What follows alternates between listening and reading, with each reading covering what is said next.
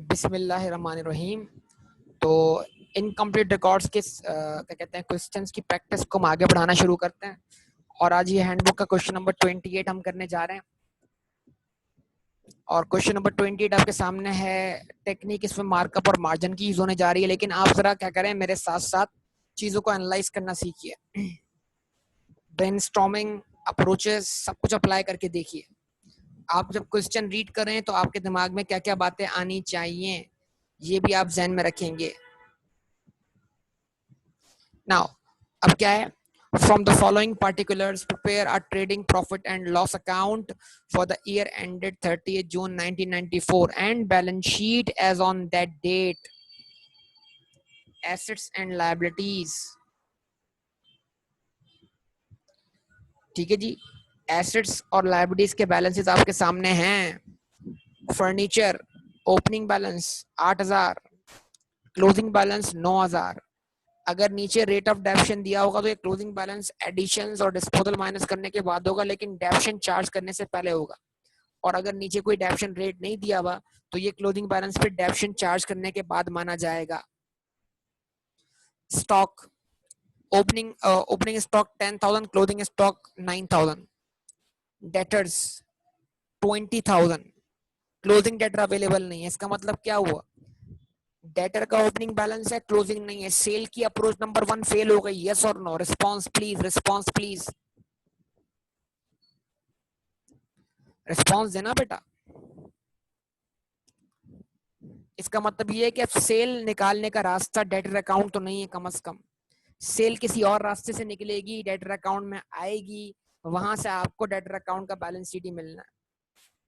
लेकिन अब जरा देखिए, क्रेडिटर्स का ओपनिंग बैलेंस 14,000 है, क्लोजिंग बैलेंस 18,000 है। तो क्या क्रेडिटर का ओपनिंग क्लोजिंग बैलेंस है? यस है।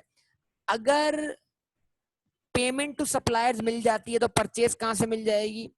क्रेडिटर के अकाउंट से। Response please.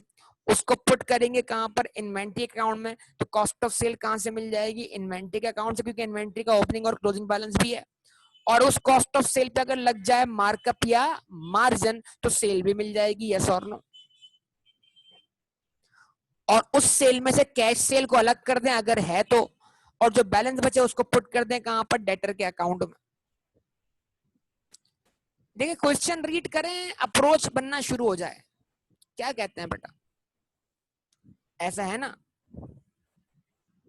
रिस्पांस दें प्लीज, रिस्पांस दें। अच्छा जी, ओके। अनपेड एक्सपेंस मतलब accrued expense.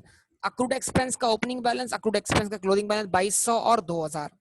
Cash at bank, तो कैश का ओपनिंग बैलेंस है, कैश का क्लोजिंग बैलेंस। इसका मतलब क्या हुआ, कैश एट बैंक का ओपनिंग बैलेंस भी दिया हुआ है, कैश एट बैंक का क्लोजिंग बैलेंस भी दिया हुआ है।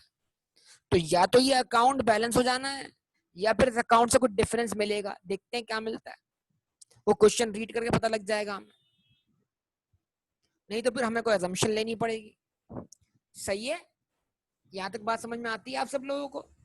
Receipts and payments during the year.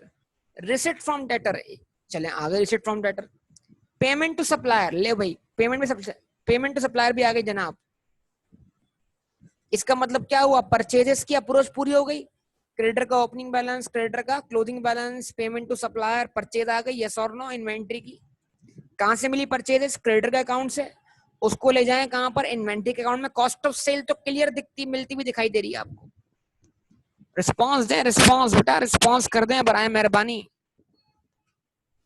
अच्छा, अब देखना है कि मार्कअप मार्जिन अवेलेबल है कि नहीं। ओके ओके, उसके बाद आगे बढ़ते हैं। Furniture purchased, addition to furniture, expenses paid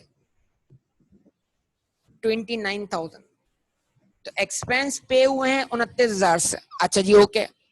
मिसक्लेनियस receipt, अब ये क्या है पता नहीं है। पैसे आए हैं तो कैश या बैंक तो डेबिट हुआ है, कुछ ना कुछ तो क्रेडिट करना पड़ेगा ना। तो इसको क्या मान लो? अदर इनकम मान लो, अदर इनकम। अगर इसके बारे में कोई इन्फॉर्मेशन नहीं दी हुई तो मिसक्लेनियस रिसिट का मतलब क्या हुआ? अदर इनकम हो जाएगी। Goods costing ₹2,000 were used as advertising material. Inventory में से 2,000 की इन्वेंट्री एडवर्टाइजिंग के तौर पर इस्तेमाल की गई है। Goods are sold to show profit at 33 and 1/3 on sales. आपका जो प्रॉफिट है वो 33.33% है। किस पर? सेल पर। बोले मार्कअप या मार्जिन? क्या दिया हुआ है, मार्जिन दिया हुआ है, अच्छी तरह ध्यान में रख लें। Difference in bank if any is to be treated as drawing. अगर डिफरेंस कहाँ आता है, क्रेडिट साइड पे तो ड्रॉइंग है, और डेबिट साइड पे आता तो क्या है, introduction by the proprietor additional capital. Yes और छोटा सा क्वेश्चन है आपके लिए, इतना आसान क्वेश्चन है। अब आप देखें जो आपने शुरू में लेक्चर्स लिए या सीखे, उसके जरिए क्वेश्चन क्या आपको रीड होते ही सॉल्व होता हुआ दिखाई नहीं दे रहा? रिस्पॉन्स दें आप मुझे। चलिए जी स्टार्ट करते हैं इसको। तो yes, page number 1 for statement of comprehensive income, page number 2 for statement of financial position, और पेज नंबर 3 आप लेकर आएंगे बेटा किसके लिए, वर्किंग्स के।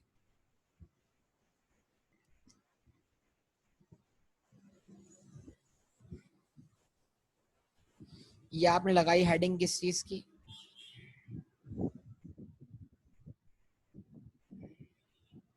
Workings.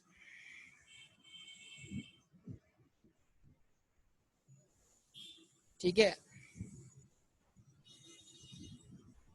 Working number 1।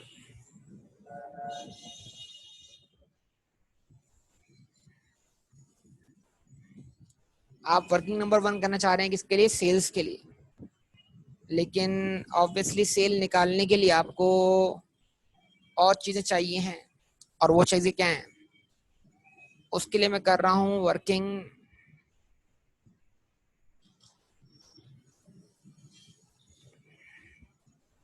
1.1 for what, cost of sales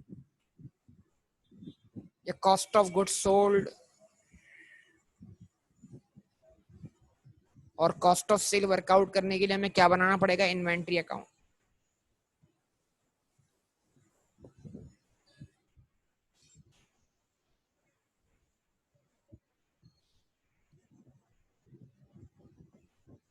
अब इन्वेंट्री अकाउंट से रिलेटेड जो भी इंफॉर्मेशन है उसको यहाँ फिट कर दें आप। इन्वेंट्री अकाउंट का बैलेंस बी डी, हाँ भाई दिया हुआ है क्वेश्चन में। क्या है बैलेंस बी डी, 10,000 ओपनिंग है, 9,000 क्लोजिंग है।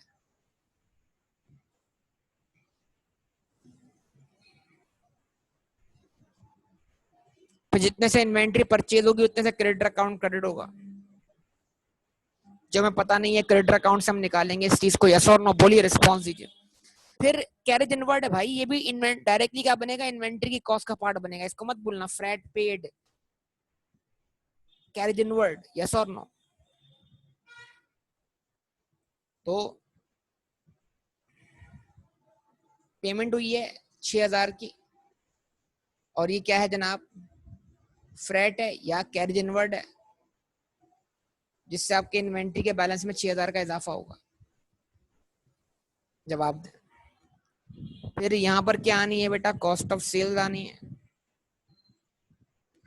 उसके अलावा आपने इन्वेंट्री विड्रॉ की है फॉर एडवर्टाइजमेंट पर्पस, तो एंट्री बनेगी advertisement expense debit, inventory account credit, और ये आ जाएगा आपका बैलेंस सी डी। तो 2,000 से इन्वेंट्री विड्रॉ, इन्वेंट्री एडवर्टाइजमेंट के लिए यूज हुई है, ये एक्सपेंस है, ये नॉन कैश इधर दिख नहीं रहा ना, इसकी गलती हो सकती है कि आप इसको भूल जाएं। और इन्वेंट्री का क्लोजिंग बैलेंस कितना है, 9,000 रुपए बेटा। अब क्या होगा, अब अगर आप क्या करते हो, परचेजेस यानी कि इन्वेंट्री जितने से परचेज किया उसको पुट कर दो, तो कॉस्ट ऑफ सेल मिल जाएगी। कॉस्ट ऑफ सेल पुट कर दो, परचेज मिल जाएगी, दो में से कोई एक बात। अब आपको क्या मिलता हुआ दिखाई दे रहा है, ऑब्वियसली आपको परचेज जो आपने इन्वेंट्री की है वो आपको मिलती हुई दिखाई दे रही है। तो आप बना लें क्रेडिटर का अकाउंट,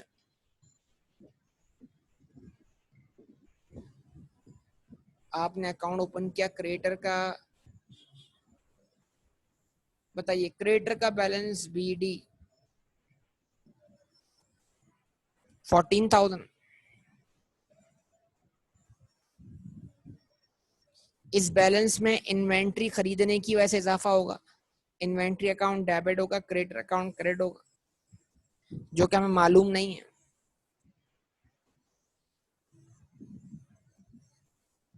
इस अकाउंट में जो आप पेमेंट करेंगे सप्लायर्स को, उससे क्या आएगी, कमी आएगी। और वो पेमेंट करने के बाद जो बचेगा वो बैलेंस सीडी होगा। यस और नो, रिस्पॉन्स प्लीज। क्या कहेंगे आप लोग, सब लोग जवाब दिया करें बेटा। तो क्या है बेटा, क्रिएटर का क्लोजिंग बैलेंस 18,000 है और पेमेंट टू क्रिएटर 78,400।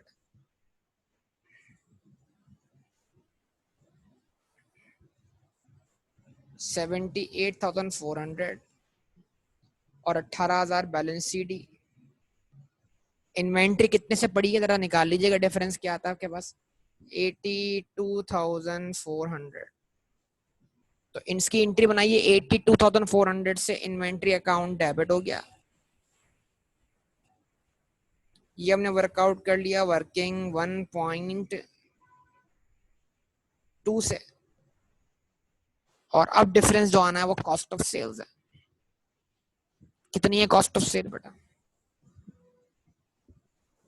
बोला बेटा, क्या कॉस्ट ऑफ सेल कितनी आ रही है?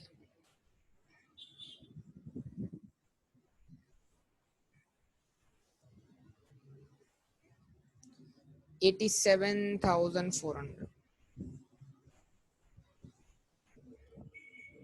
ठीक है जी। अब 87,400 को कन्वर्ट करना है आपने सेल्स में।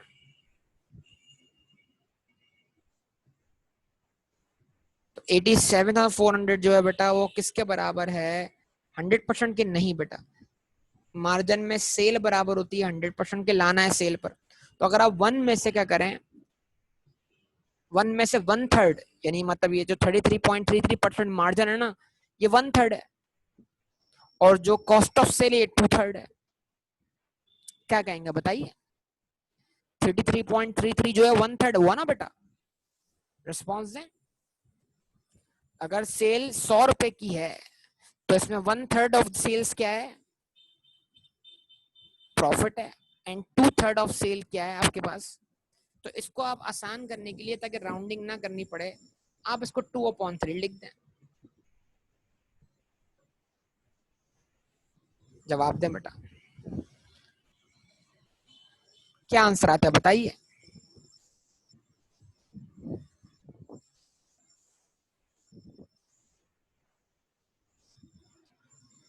क्या आंसर आया, 131,100, 1,31,100। हाँ भाई, किसी को समझना है तो बोलिए भाई 2/3।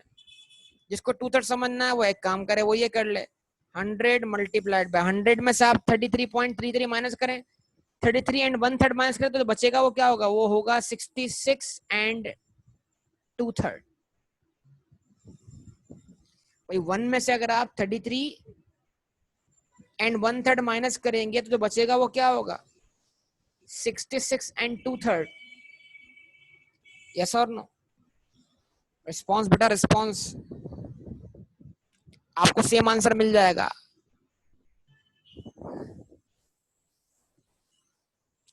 कैलकुलेटर पर आप 66 एंड 2/3 टाइप कर सकते हैं बेटा।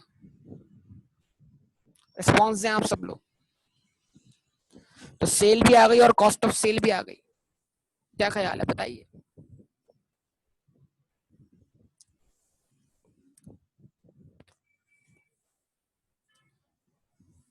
ठीक है जी, स्टार्ट करें फिर इसको। तो ये हमने कहा भाई, देखिए हमने कहा एसओसीआई, नाम तो नहीं पता बिजनेस का, पता है नाम को बताया है बस, बेनामी बिजनेस है। For the year ended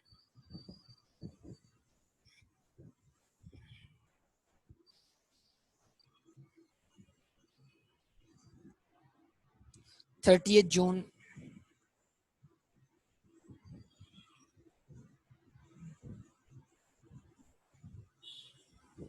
1994। सबसे पहले sales, yes sales, sales sir आ गई वर्किंग नंबर 1 से कितनी, 1,31,100।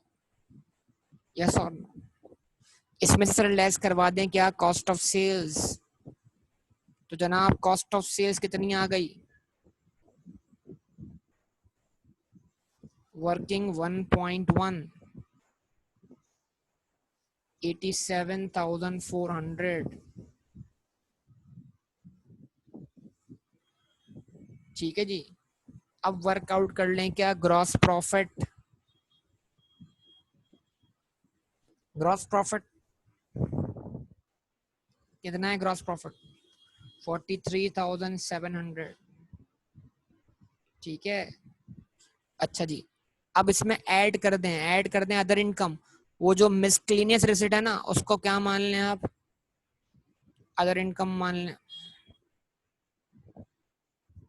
5,000 से। ठीक है। हो सकता है कोई ऐसे डिस्पोज ऑफ हुआ हो जिसकी WDV क्या हो 0, उसके बदले जो आपको कैश मिला हो पूरा अमाउंट क्या बन गया आपके लिए, इनकम बन गया हो।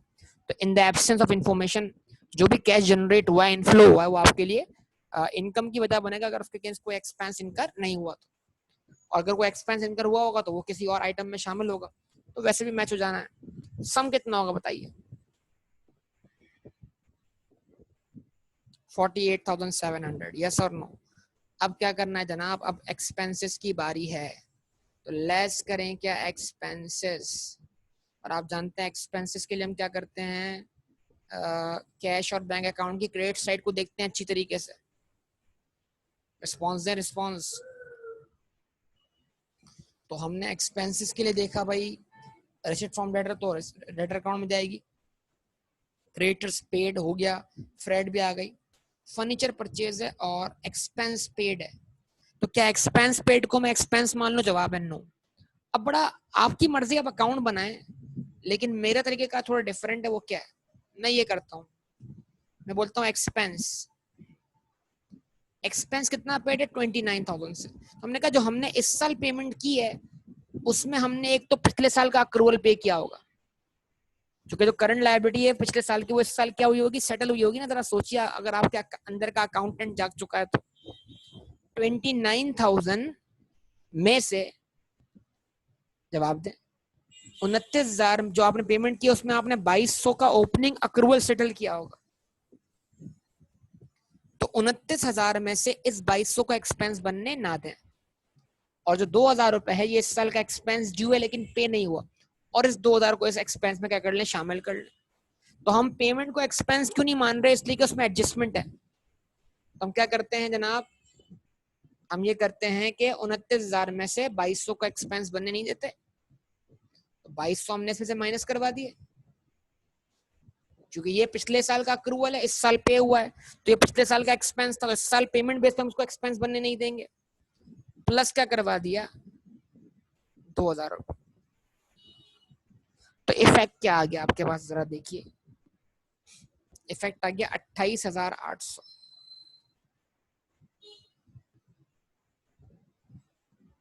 जवाब दीजिए आप सब लोग बेटा, 28,800। रिस्पॉन्स प्लीज बेटा, रिस्पॉन्स। क्या बेटा सबको ये समझ में आती है बात, ये नहीं आती? अब आपकी मर्जी, आप अक्रूवल का टी अकाउंट बना लें। सबसे पूछ रहा हूँ, सबसे सबसे ये एग्जाम में ब्रैकेट पे वर्किंग कर लेना, आपका टाइम सेव करवा देगा बेटा। अच्छा जी, उसके बाद अब आप देखें यहाँ तो और कुछ नहीं आ रहा। तो ये जो आपने 2,000 रुपए के गुड्स क्या किए थे, एडवर्टाइजमेंट के तौर पर इस्तेमाल किए थे, ये भी आपका एक्सपेंस हुआ ना। इसकी एंट्री क्या बनी, advertisement expense debit, inventory account credit. Response है, इसको एक्सपेंस मान लें।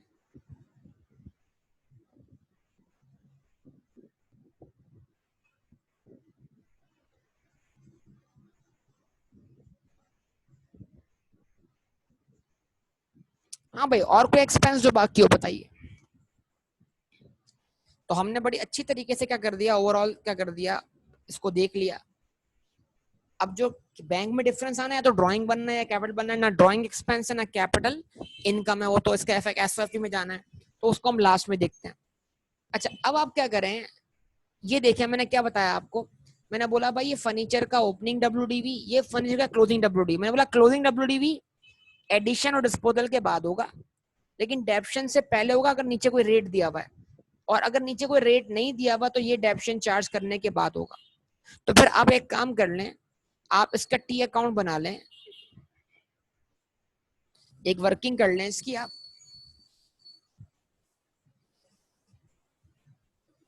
उसको आप वर्किंग नंबर 2 का नाम दे दें डेप्रिसिएशन।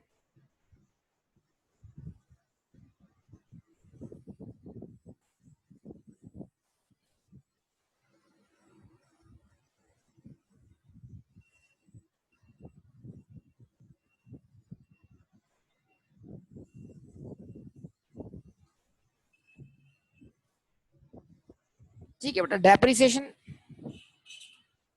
बताइए। बैलेंस बीडी कितना है? Balance BD 8,000। अगर आप कैश और बैंक का ट्रांजैक्शन देखते हैं तो आपने नया फर्नीचर कितने से परचेज किया? 1800 से। तो 1800 क्या होगा? फर्नीचर अकाउंट में डेबिट होगा। अच्छा, ये अकाउंट डेप्शन का नहीं है, सॉरी, ये फर्नीचर का है। मैंने ऊपर हेडिंग लगाते हुए नीचे भी एक हेडिंग लगा दी यहाँ पर।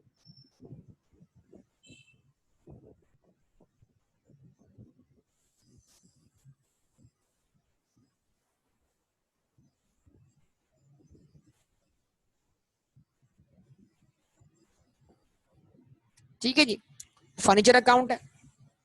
क्या करें बेटा? 1800 से फर्नीचर अकाउंट डेबिट करते हैं,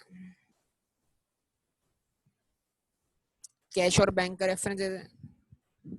अब बात यह है कि यार 8,000 ओपनिंग बैलेंस था, 1800 इजाफा हुआ। अगर क्लोजिंग बैलेंस क्या है?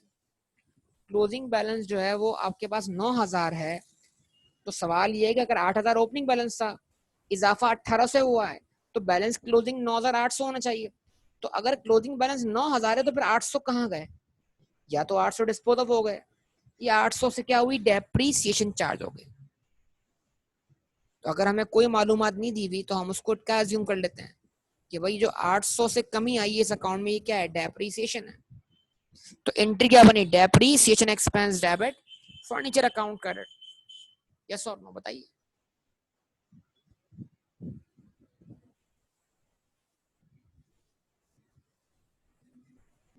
कितने से? 800 से। अब आपको कोई और एक्सपेंस अकाउंट दिखता तो बताइए।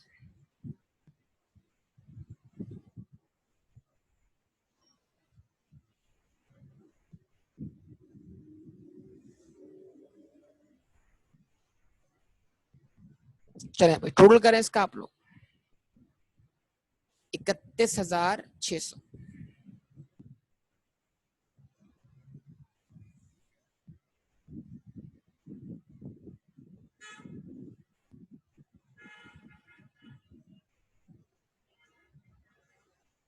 ठीक है बेटा, नेट प्रॉफिट आ गया कितने से?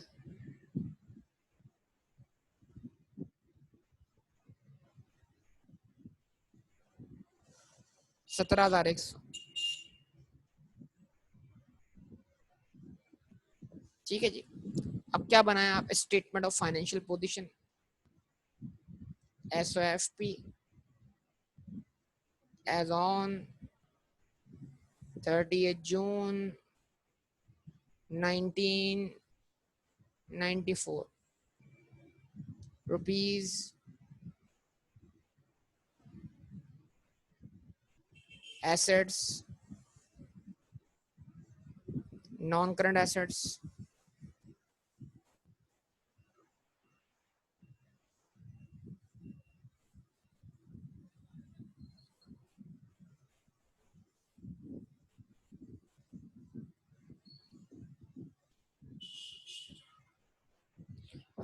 उसमें क्या आपके पास फर्नीचर है, और फर्नीचर का जो बैलेंस दिया हुआ आपको 9,000, वो आफ्टर चार्जिंग डेप्शन दिया हुआ है। तो आप उसको डायरेक्ट एज इट इज क्या करते हैं, यहाँ पे रखते हैं। उसके बाद आप सब जानते हैं किसकी बारी है? करंट एसेट्स की। और आप सब जानते हैं करंट एसेट्स में सबसे पहले क्या आएगा? इन्वेंट्री आई। इन्वेंट्री का क्लोजिंग बैलेंस क्या है?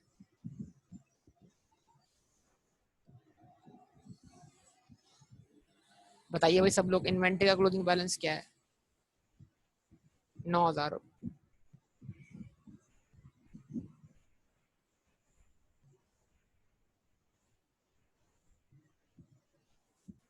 उसके बाद डेटर्स अकाउंट रिसीवेबल, तो डेटर्स का क्लोजिंग बैलेंस ढूंढना है, दिया हुआ नहीं है। हमने कौन सी मुश्किल बात है, देखो हमने कहा डेटर का ओपनिंग बैलेंस, भाई चाहे तो आप अकाउंट बना सकते हैं, मैं डायरेक्ट ब्रैकेट में वर्किंग कर रहा हूँ टाइम सेव करने के लिए। हमने कहा भाई डेटर का ओपनिंग बैलेंस क्या है, 20,000 है ना। डेटर्स को हमने 20,000 का ओपनिंग बैलेंस था, ओके ये लिख दिया 20,000 मैंने यहाँ पर। अब इस बैलेंस में इजाफा किस चीज से हुआ, सेल होने की वजह से। इसमें कोई कैश कैश सेल नहीं है, लिहाजा ये पूरी की पूरी क्रेडिट सेल मान ली जाएगी। तो 131,100 से आपके डेटर्स में इजाफा होता है, जवाब दें। और ड्यूरिंग द ईयर आपको डेटर से कलेक्शन कितनी होती है, 1,17,000।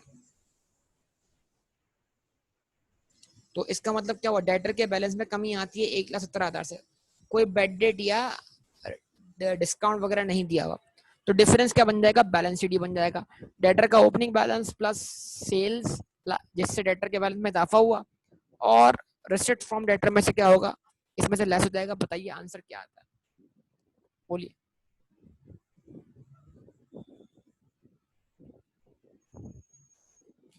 बताइए क्या आंसर आता है बेटा, 34,100।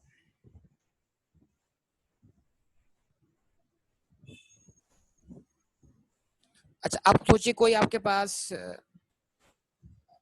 प्री पेमेंट है, जवाब इसका नो है, कोई प्री पेमेंट नहीं है, ठीक है। अच्छा उसके बाद आपके पास सिर्फ क्या बचा, आपके पास बचा जनाब क्या, कैश एट बैंक। और कैश एट बैंक का क्लोजिंग बैलेंस आपको दिया हुआ है, आपको वर्कआउट नहीं करना, तो इसको आप पुट करते हैं कैश एट बैंक को।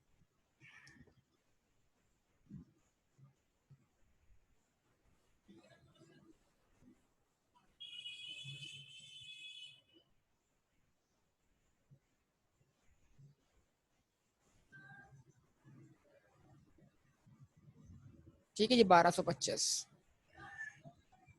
सम कर दीजिए बेटा इसका।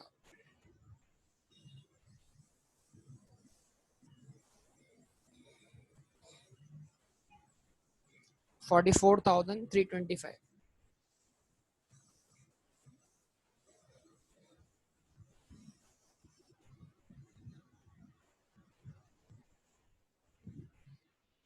टोटल कितना हो गया बताइए।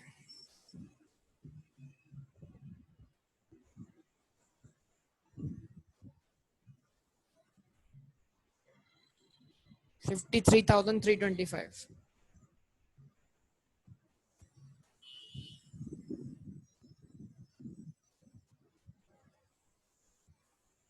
उसके बाद equities and liabilities.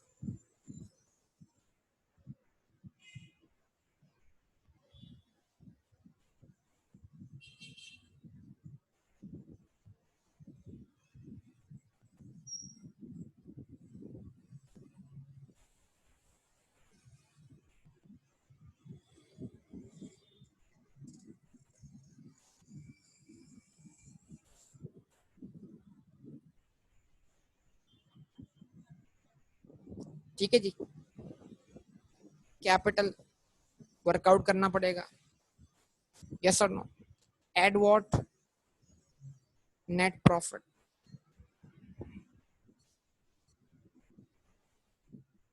Net profit कितना है हमारे पास बताइए, 17,100।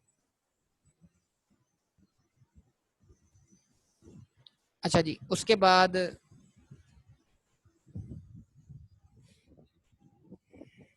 अब जो भी आता है डिफरेंस हमें मालूम नहीं है ना, तो उसके लिए हम वर्किंग कर लेते हैं जरा किसकी, बैंक अकाउंट की।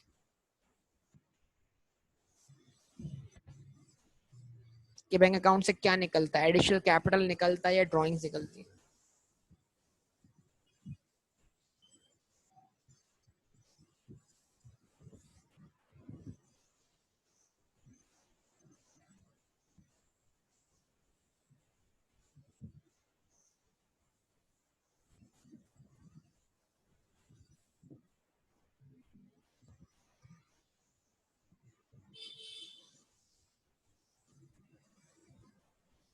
बैंक का बैलेंस बीडी कितना है भाई, 1,800 है।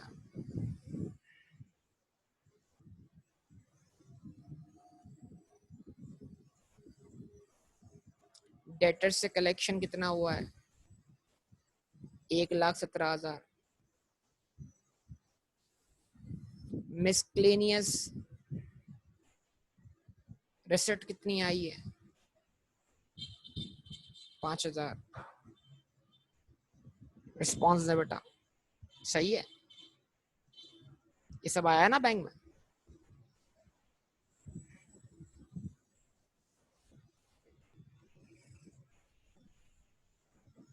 अच्छा, उसके बाद पेमेंट टू सप्लायर कितनी है? 78,400।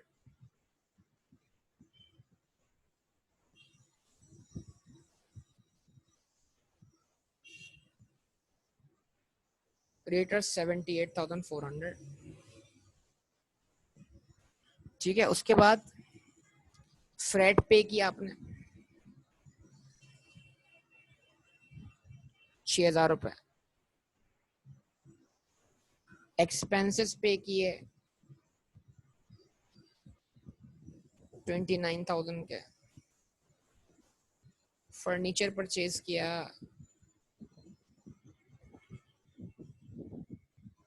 1,800 का। यस और नो बताइए।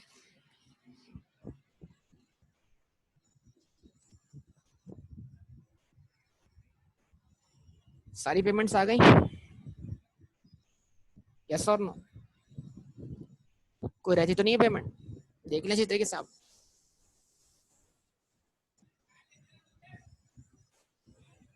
अब बैंक का क्लोजिंग बैलेंस कितना है? 1,225।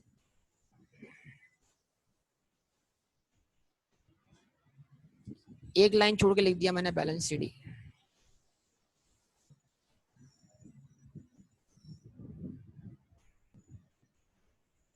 डेबिट साइड का सम करें ना सब लोग।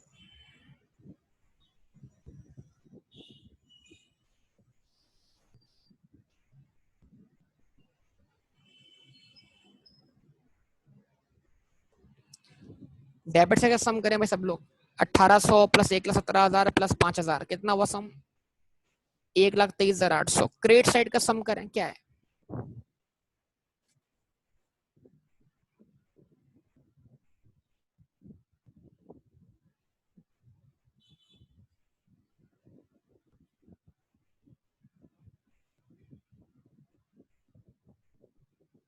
बताइए क्रेडिट साइड का सम क्या है?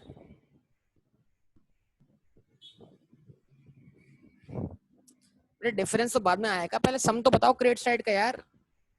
जो पूछता है उसका जवाब तो दिया करो। 1,16,425। तो भाई ये बताओ ना, क्रेडिट साइड शॉर्ट है तो क्रेडिट साइड शॉर्ट का मतलब कोई पेमेंट हुई है। वो पेमेंट क्या है? ड्राइंग्स है, क्वेश्चन खुद बोल रहा है।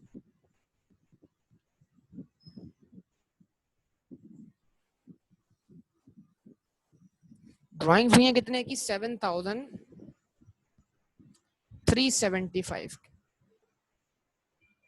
ड्राइंग्स वर्कआउट कर लीजिए। एंट्री क्या बनी? Drawing account debit, bank account credit. और ड्राइंग का इफेक्ट क्या होगा? प्रॉफिट में से लेस हो जाएगा।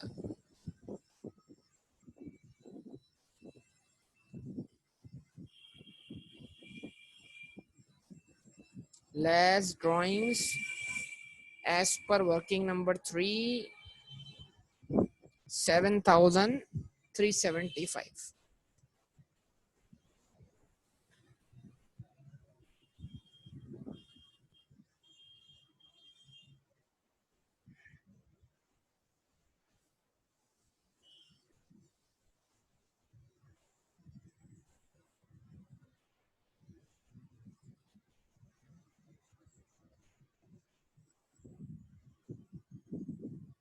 अच्छा, उसके बाद लाइबिलिटीज।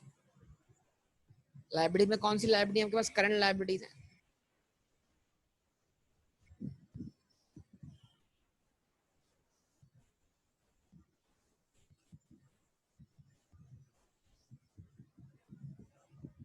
क्रेडिटर्स का बैलेंस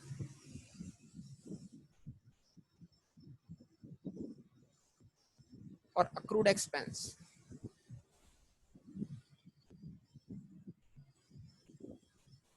बताइए अक्रूड एक्सपेंस कितने हैं? 2,000 है। और क्रेडिटर का क्लोजिंग बैलेंस क्या था बेटा? 18,000।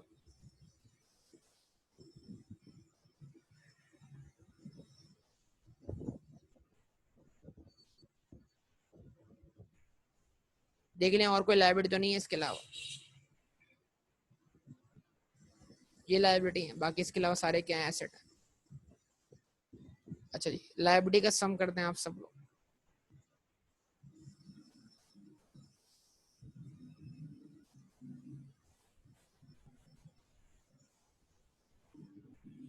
कितना जाएगा, 20,000।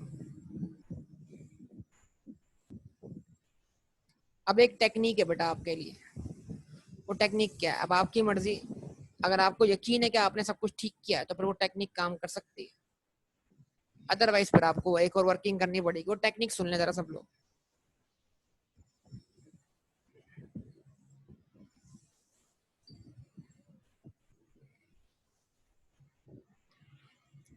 अगर हमने सब कुछ ठीक किया है तो जो यहाँ बैलेंस है वही आना चाहिए।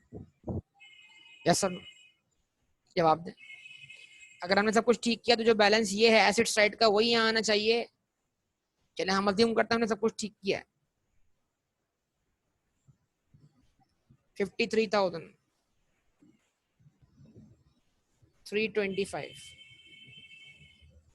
तो अगर 53,325 इक्विटी और लायबिलिटी का सम है तो टोटल इसमें से 20 माइनस करें तो फिर इक्विटी का बैलेंस क्या होना चाहिए यहाँ पर, 53,325 माइनस 20।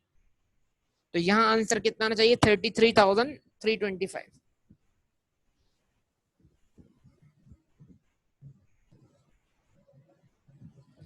रिस्पॉन्स दें। तो अगर ओपनिंग कैपिटल जो हमें मालूम नहीं है उसमें ये अमाउंट ऐड करके ये अमाउंट लेस करके ये आंसर आ रहा है, तो रिवर्स जाकर ओपनिंग कैपिटल भी तो आ सकता है ना। यस और नो, रिस्पॉन्स। ओपनिंग कैपिटल में ये प्लस किया, ये माइनस किया, आंसर आया। तो अब रिवर्स जाइए, 33,325 में इसको प्लस कीजिए और इसको माइनस कीजिए, ओपनिंग कैपिटल मिल जाएगा। कितना, 23,600। अगर आप कॉन्फिडेंट ना हो तो फिर आप क्या करें, इसको वर्कआउट कर लें, opening assets minus opening liabilities. आइए उससे भी वेरीफाई करते हैं। चलें सब लोग सम कीजिए, कैलकुलेटर उठा लीजिए। ओपनिंग एसेट 8,000, स्टॉक ये 10,000, 18,000 हो गए। डेटर 20,000, कितने हो गए, 38,000। रिस्पॉन्स बेटा प्लस 1,800। बैंक बैलेंस कितना हो गया, 39,800। यस और नो, बोलिए बोलिए। इसमें से ये 14,000 और 2,200 माइनस कर लें, यानी कि टोटल माइनस कर लें आप 16,200। 39,800 माइनस 16,200,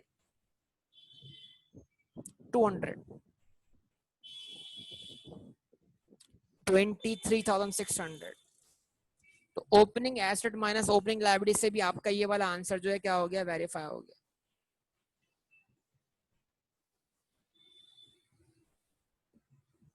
यस और नो, बोलिए क्या कहेंगे, वेरीफाई हुआ। तो आपकी मर्जी, आप किस तरह वर्कआउट करते हैं। ये क्वेश्चन कंप्लीट हुआ बेटा।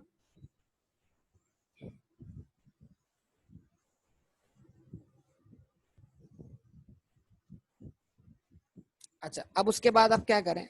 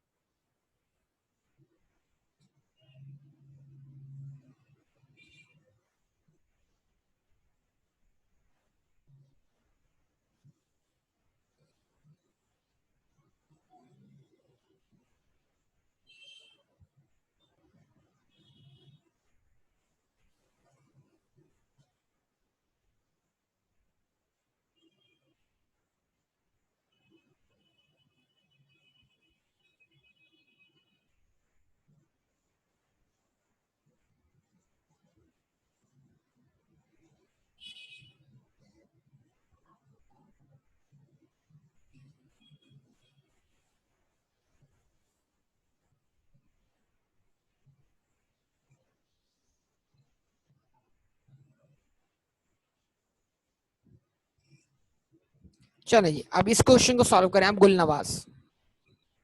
ठीक है, ये आपका होमवर्क हो गया गुलनवाज क्वेश्चन। कर लेंगे बेटा सॉल्व इसको आप लोग।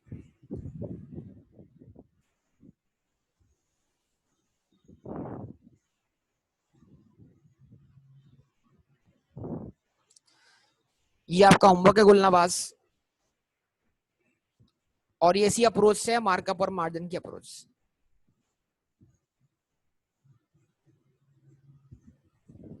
अच्छा, अब डेप्रिसिएशन का मसला क्या, बड़ा आसान है। डेप्रिसिएशन का मसला देखें, डेप्रिसिएशन ये है जनाब कि आपके पास ओपनिंग एसेट से 8,000, ओपनिंग फर्नीचर था 8,000 का, यस और नो बताइए। उसमें इस साल 1,800 का इजाफा हुआ, तो बैलेंस क्या होना चाहिए, 9,800 होना चाहिए ना। तो अगर बैलेंस 9,800 नहीं बल्कि 9,000 है सीडी बैलेंस, तो फिर इसका मतलब क्या हुआ, इस 9,800 में से 800 क्या होगा, डेप्रिशिएट हो गए, तो बैलेंस आपका कितना बचा, 9,000 बचा ना। तो जो 800 का डिफरेंस है उसको हमने क्या अज्यूम किया है, डेप्रिसिएशन अज्यूम कर लिया। जी बोलिए। सही है, बात समझ में आती है।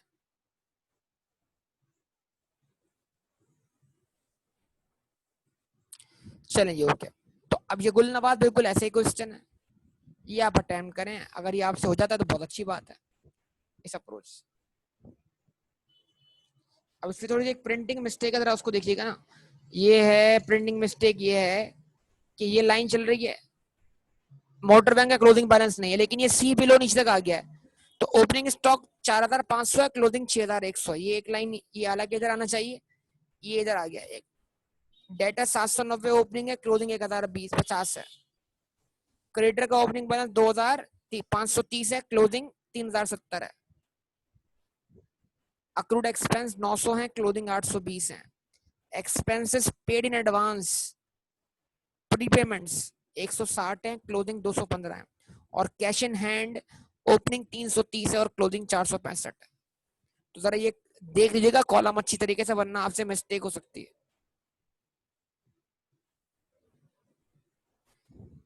ठीक है, कर पाएंगे इसको सॉल्व या नहीं।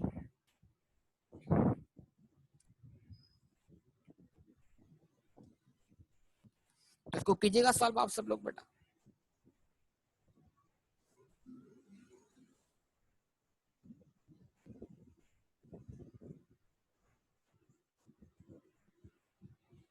इस तो कोशिश करें, हो जाएगा सॉल्व आपसे।